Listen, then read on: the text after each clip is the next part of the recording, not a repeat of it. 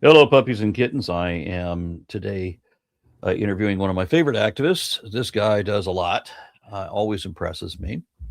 And Wil Jeudy, you're secular activist on many fronts, and getting slightly political, as we all must anymore. So, catch me up. What we got now? Man, yeah, yeah, you're right. I have been busy. I call it collecting hats. It's fulfilling. It's tiring, but fulfilling. So the latest update, the reason you invited me to the show is because I have formed a PAC, a political action committee called Secular Texas PAC, and I kind of kicked this down the road for years because just money kind of messes everything up. At least that's what I first thought when I got into activism. So, but Secular Houston, my baby here in Houston, we got to a point where I was like, yeah, I think it's time to start dealing with money. So we formed this the Secular Texas PAC. And the Secular Texas PAC is distinct, is different than Secular Houston. So basically, broad brushstroke definition is it's a political action committee. It's a state PAC, so it's not the gross corporate or super PACs. This is a state PAC. It's my baby, so this is our PAC, secular people, separation of church and state advocacy. So this is what we do. So any donations that we get, that those monies are put into advocating for church state separation, mainly in the political realm, but it's also to educate regular Texans and even Americans about what Christian nationalism is, why it's so bad, and what we can do about it. Okay, and I must apologize. I always forget to put the initials doctor in front of your name because that's like how much you do. I forgot about that. Yeah, that's my day job, a physician. So I don't, it doesn't have anything to do with the activism, so I tend not to use it. But yeah, thank you, man.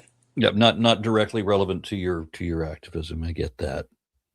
All right. So, what is a Texas? What is a? It's secular Texas. I keep getting it backwards. Secular Texas PAC. And what? How does that benefit or afford us? It's a great question. So, as everyone should know by now, Christian nationalism is alive and very well here in Texas, and they enjoy a mountain of money, and they have for a while, a mountain.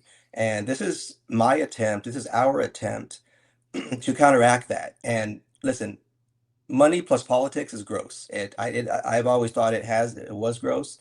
I still think it's gross, but the system being the system as it is, I keep looking at that huge mountain of money and saying, well, we need money too. Again, as gross as it is, and if our vision comes to fruition, we have a more sane government. Then money is removed from politics, or greatly reduced, and I can dissolve the pack, and I'll do it happily because that would be one of the missions. But the system as it is now, the money helps, and it's going to help our cause. Again, that's mainly church-state separation, but it's also a list of other progressive issues. But church-state separation is the main prism that we use to do our activism here in Texas. And how does that money help? Again, we the money's going to go toward candidates that are vetted and that are on Secular Houston's endorsement list. And these candidates align with church state separation. They know there's a constituency that cares about church state separation. And again, this is atheists, agnostics, it's progressive Christians, it's Muslims. It really is an interfaith coalition, which I'm very proud of. But the money um, will be donated to those candidates. And that's why we formed a PAC and not a C4 or a C3, because it allows us the freedom to directly uh, contribute to these candidates. And again, these candidates are worth it. We've done the work, and they're endorsed by Secular Houston, and they're worth this money, the energy, the time that everyone in Texas should be giving them. And our vision, the Secular Texas PAC vision, is to eventually have, there's a Secular Houston that, again, I formed that in late 2021. We endorse candidates in the greater Houston area. So we envision a secular San Antonio, a secular Austin, secular DFW. They're going to have their own list of their local candidates that are worth our monies. And we start uh, sending donations to those candidates. Those candidates now know there's a constituency that cares about church-state separation. So, and caring about church-state separation, volunteering, door knocking, all that's great. They notice that, but to put money behind it, now it gives us more weight. And the way I envision it is that Christian nationalism, again, they can fund 2 Death Stars. And what I'm trying to do now is fund a couple of X-wing fighters, just to get that started. So that's kind of how I envision it in my head. Money, Yeah, politics, is gross, but yeah, we're the good guys. just to give people some perspective, Hmm. when I ran for office in 2016, Right. because I ran only because there were no other Democrats running. Election cycle after election cycle, there were no other Democrats running. It was just Republicans primarying each other. And I knew that there was no way I was going to win, but I wanted to get a debate stage at some point against the poisonous policies that these people were using. My opponent was only interested in making sure that trans people couldn't pee Hmm. and that brown people couldn't work. That seemed to be his whole and that children don't learn reality in school. Only propaganda. Those seem to be his platforms. But when I ran, and I eventually gave up because Trump had just gotten elected, people started waking up to what happens when you don't pay attention and you don't get involved. So suddenly there were 5 other Democrats. I was the first one to register, but there were 5 others that jumped on immediately after, and I realized, okay, well, 1 or 2 of these guys is actually qualified, Hmm. and one of them has a shot. So I backed out for that reason, because if this boy's better than me, let him have it. But I was told that when I ran, that I was going to need $35,000 to begin a campaign, just to begin the campaign. But if I had been running for a similar seat or a similar position in the UK, then I would be capped at 35,000 pounds. Hmm. So you have to be this tall to enter Hmm. the race, and then go up from there. But in Europe, they realize the corruption there, so you can only do this much, and then it doesn't matter what corporate. It doesn't matter how many billionaires or corporations are behind you. You can't spend more than this much, which I thought was brilliant. Why the fuck don't we do that here? Right. Yeah. And so my opponent, by the way, got shit tons of donations from everybody, and one of them was a $2 million check Ooh. for Texas State Senate, which at the time I think is every other year a part-time job for $21,000 a year, something like a $2 million check. So Yeah. this just tells me, and it's so obvious. I don't. Well, it's obvious to thinking people. I don't get why the masses still vote the way that they do. These people are not working for you. They're voting exactly how they were paid to vote. My wife and I just sent a couple of letters off to Senator Cornyn, and guess what we got in response? We got praise for Trump's policies, completely ignoring everything we just said. I'm proud to be doing exactly what Trump tells me to do. That was our letter from Cornyn. Well, thank you for running. First of all, I so much respect for those people that run because there are no Democrats running in the area. I know a few here in this area, and we endorse a good number of them here. So much respect for that. And being in this political activism stuff now for some years, 5 years or so, I've never run for anything. I don't want to run for anything, but I've been very close to people that do run. Great people. I mean, imagine like if I ran or you ran, Aaron, I kind of see what they need to do to win the election, and they have to pay for staff. They have to pay for yard signs. They have to pay for mailers. Money is even just let's just say it's not corrupt, which it really is. you still need money to kind of do some stuff to win the election. So I get it now, and we're not going to be writing $2 million checks, but the checks that we do send is going to be again to these are our candidates that we deem worthy. They will advocate for things that we hold dear, and you're not going to get any. This system needs to be reformed. You're not going to get it reformed with Republicans and Christian nationalists being elected. So this is kind of one of the things that drives me. Yeah, I would like to, if it makes sense, if you've got a candidate that you want to get out there, I'd be happy to interview them on my channel, do a little promotion that way. If, as I said, it makes sense given the candidate and what they're running for and all of that, please keep me in mind for that. One of the myriad things that I want to fix are all things that seem to be so ingrained by the powers that be that there's no way to challenge it. You know, the money in politics where corporations and billionaires fucking own the country and all of the candidates. Yeah, yeah. I'm still That's a little bit enormously ideal. frustrating. I'm a little bit idealistic still, and I think well, there's still power in the people. There's still power in the vote. So if we can do something about apathy, even just a 10% increase in voter turnout here in Texas, we get rid of Ted Cruz. We things get better. We've seen it before, with just little bumps.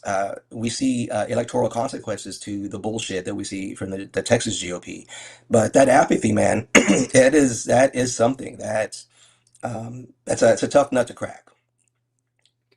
Yeah, and the way that people respond to labels, they don't have any idea. The same word will mean something completely different in two different demographics.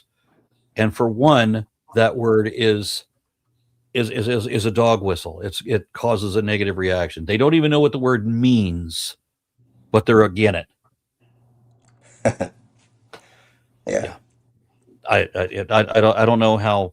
There's so much propaganda in politics, and that's another frustrating thing. The news is always misleading, even from left wing sources. sure. You know, it's the one thing where both sides are just as bad. The one time that both sides are just as bad is when I'm looking at left wing pundits and this sensationalism that they put in their titles, where they have their thumbnails where they're doing like this. Breaking news, Yeah, Trump gets destroyed by Jasmine right, Crockett. Destroyed? I don't think right. so. Didn't notice that she even said something is more likely correct. We've got breaking news. No, it's not breaking. It's not news. Yeah, Um, calm down. Yeah, that's right. and then there's a lot of them I'm seeing where the headlines are things that didn't even happen. It's not just it was exaggerated. It didn't happen at all. Like Trump impeached again. When did that happen? How come I can't just go on Google and look that up on the news and find it? It's not Yeah. there. So that's enormously frustrating. I wish people on my side of the fence would stop that. So, you got anything more to tell us about this? How they should be involved or what we should do? Yeah, so what we want to do is, again, educate people on what they can do to efficiently channel their energy, their rage even. Um, it's a dumpster fire out there. I don't have to tell anybody that. And people just kind of say, "Oh, I wish there was something I could do." And it's difficult to know what to do. But that's kind of where we come in. It's both Secular Texas PAC and Secular Houston. We The way I talk to people individually is like, look, figure out what your passion is, and then we can figure out where to efficiently channel that energy to help with whatever passion it is. So LGBTQ issues, racial equity, climate, there's a whole list, 20 plus things that people care about. So I know enough where I can say, okay, well, you can support this candidate or this organization, or and then there's other things you people can do. There's a whole list from easy to hard, from going out door knocking or running for office yourself. Those are hard, to just uh, sharing our posts or sending a nice email to one of our endorsed candidates. That's easy, and everything in between. So, and I get I it. have People, I never If you, thought I didn't see myself this way when I was younger, but I mean, I have done the door-to-door canvassing. I've done the phone banking for certain candidates. I have many times been in marches and rallies and holding the picket signs, standing on the steps of the state capitol, all of that shit. It's and that's rewarding. You feel yep, like you're involved. Actually, be involved. Be on the steps. Be in the march. that's Be one of right. the masses in Postcarding. Minneapolis, for example. Yep. I hold postcard events. You can drink wine and bond with your fellow postcard writers, and you're actually doing some good stuff. So yeah, it could be fun. But with now the Secular Texas PAC, I get it. People have 2 jobs, 5 kids. They just don't have the energy to do any of this stuff. How do This is my you? way of yeah, it's a whole other thing. Yeah, it's these bags under my eyes. That's how It's you very stay fulfilling. lean. Yeah. So You, this is you, yet you, another, instead of eating, yeah, write postcards. Um, but yeah, this is another way to help. Like, and I can't do any of this stuff, but I can give you $2 a month, and now you've done something. So I expect everyone here to be voting. I mean, that's basic, that's baseline. But what I ask is you do voting plus, so something else other and above voting that puts energy into this. And now you're a blade of grass in a grassroots movement. So even if it's getting someone or 1 or 2 people that you know in your orbit to vote that otherwise would not have voted, that is the extra. So there's a whole bunch of things you can do, but again, the PAC is a way to give our voice in the political realm more weight, and it's another option for people to help. Again, we just got started, so like a lower amount monthly really helps with our long-term stability. But whatever anyone can do, much appreciated. Again, this is my thing. I have a board. Secular Texas PAC has a board. So there's 5 of us. There's a ton of oversight. We're going to be transparent. So when people hear PAC, they're like, super PAC, but we're a state PAC. This is our money. So again, I'm trying to fund the next wing fighter to deal with them Death Stars. and in pursuit of that, you've got a board. Do you have a newsletter? Do you have a way that or some way that people can like sign up or follow to know what things are happening that maybe they could be involved with? We're figuring that out right now with the social medias. Secular Houston has a website that we just redid, and we're still tweaking it, but it looks really nice right now. It has the donate button on the Secular Houston website. Secular Texas PAC, we're going to get a website, I think, within a month or so. And again, those are distinct orgs, but absolutely intertwined. And for now, I'm going to say Secular Houston's the place to go. Plug into that. There's no newsletter as such. Because the There's only way behind that the I've scenes. known to be involved in a lot of things, that people were giving me credit for having gone to the state capitol to meet the reps and everything, that was with you. I wouldn't have, you Right. set that up too. And so the best way for me to be involved is to talk to you. And I don't want to keep plaguing you like that. So I just want to know how I Uh, and other people can find out what's going on and be involved.